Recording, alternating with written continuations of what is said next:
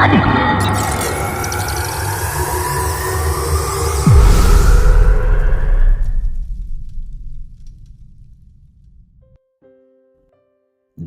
Carnegie کی کتاب how to win friends and influence people کے اردو ترجمے دوسروں پر جادو کیجیے سے پیش خدمت ہے اگلا نکتہ چینی کا خوبصورت انداز۔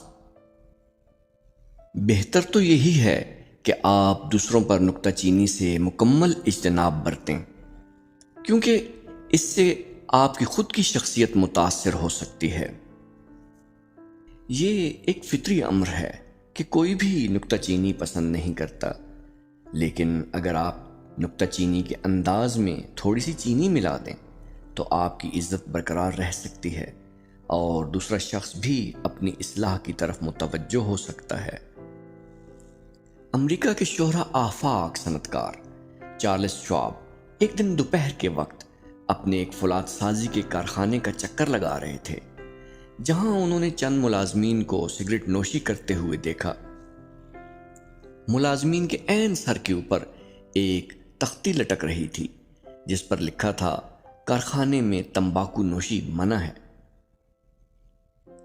کیا چارلس شواب نے تختی کی طرف اشارہ کر کے ان لوگوں سے کہا ہوگا، آپ سب اندھے ہو گئے ہیں، پڑھ نہیں سکتے کیا لکھا ہوا ہے؟ ہرگز نہیں، چارلس شواب ایسا ہرگز نہیں کر سکتے تھے۔ وہ بڑے اطمینان سے ان ملازمین کے پاس گئے، ہر ایک کو ایک ایک سگار پیش کیا اور بڑی شائستگی سے بولے، آپ اس سگار کو باہر جا کر شوق فرمائیں۔ ان ملازمین کو خبر تھی کہ انہوں نے قانون کی خلاف ورزی کی ہے، اور یہ کہ چارلس شواب کو اس کا علم ہو چکا ہے، لیکن وہ اس بات پر خوش تھے کہ انہوں نے انہیں شرمندہ نہیں کیا، بلکہ سگار بطور تحفہ پیش کر کے ان کی عزت افزائی کی ہے۔ اب آپ ہی بتائیں کہ کیا ایسے انسان کی شخصیت سحر انگیز نہیں ہوگی؟ کیا آپ ایسے شخص سے محبت نہیں کریں گے؟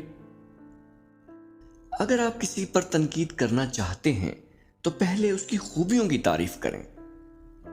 اپنی خوبیوں کی تعریف سننے کے بعد ناخوشگوار باتیں ذرا آسانی سے سنی جا سکتی ہیں۔